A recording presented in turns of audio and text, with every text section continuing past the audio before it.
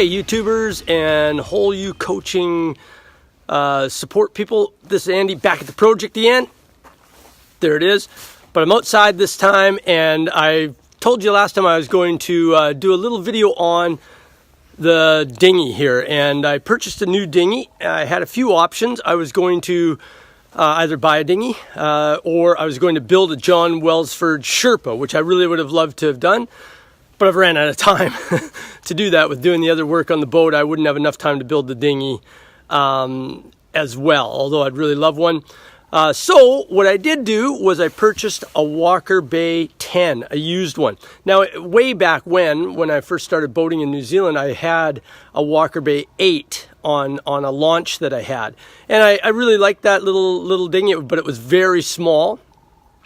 And I did have the tubes with it, which were okay as well. I guess because it was so small, it made it quite good when I was hauling, all my provisions and stuff like that. But so I've purchased the 10, and it is a used one. It's in really good shape. I mean, it's a little dirty because it's been sitting out here beside the boat, but it is really good. So let's take a look at some of the things that it has that I really like, and we'll talk a little bit about what I might want to do to it in the future. So let's just flip this camera. I am using a new program again, so technology and I aren't always the greatest friends, but we'll see how this goes. So here's a Walker Bay 10. I didn't get the tubes with this one. I saw a post, I can't remember where it is, and I'll have to search and find it again, where a fella used some closed cell foam and built his own sort of flotation things. I was also thinking later on I might just put some fenders around it or a really big pool noodle on each side, just to give it a little bit of more stability if I'm climbing in over the side from swimming or anything like that. But things I really love about this, now I've had some interesting dinghies in my time. I've had porta boat, 10 foot. I've had a Portland Pudgy. I had the Walker Bay 8 before. I've had this Walker Bay. I've built an Eastport Pram, which was a beautiful dinghy, which was also a take apart, so it was a nesting dinghy. I built a Tender Behind by John Welsford, and I love that dinghy. Real good load carrier. I'd love to build the Sherpa. I've also had a few inflatables, or like I like to call them, the deflatables. And but yeah, so I picked this one because the plastic makes it indestructible. It's what I liked about the Porta Boat and about the Portland Pudgy. It was really indestructible. And this boat's got a really wide beam. I was really surprised when I picked it up and brought it. It has a super wide beam, which is going to make it nice and stable for me.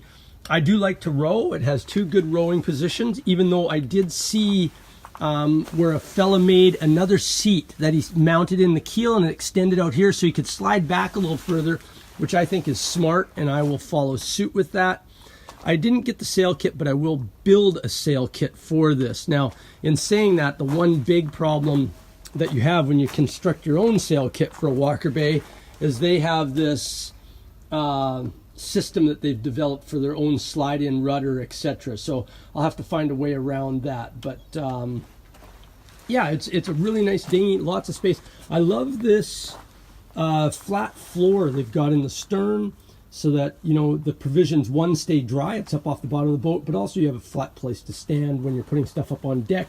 And all those slots are set up so you can put foot braces in there to make rowing a lot easier. Now, the Walker Bay comes with these oars, which are really nice. This is one here with the oar lock connected to it. And the blades are able to come off, so that way you can store the oar down inside. Now, I've decided to go for an oar that's the same size, but a solid oar. I've never had much luck with the blades. I had a porta boat with the take apart blades, and also the Pudgy had take apart oars, and I've never found that they work that well. They wiggle loose, they come undone. So I've sourced a set of oars, really nice light rowing set that I'll use with this boat. But the oars that come with it are pretty nice. I love the curved blade with them, and so I'll probably use them for a little while. The boat is self-draining, So at the back, if you open up the bung plug, it'll drain out.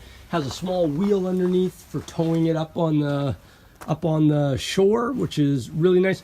But because it's plastic, you can just drag it up just like the kayaks and everything else. You can just drag them up on shore. So I'm really looking forward to giving this dinghy a thorough thrashing as it becomes the tender to the catamaran to Imagine, which is coming along fine. I did a bunch of work on the project yesterday, got cleats installed and different things like that. So yeah, so the dinghy is going to be a good addition, and I'm going to get it out here on the waterway for a few test rows. And I bought a little Honda 4-stroke air-cooled engine.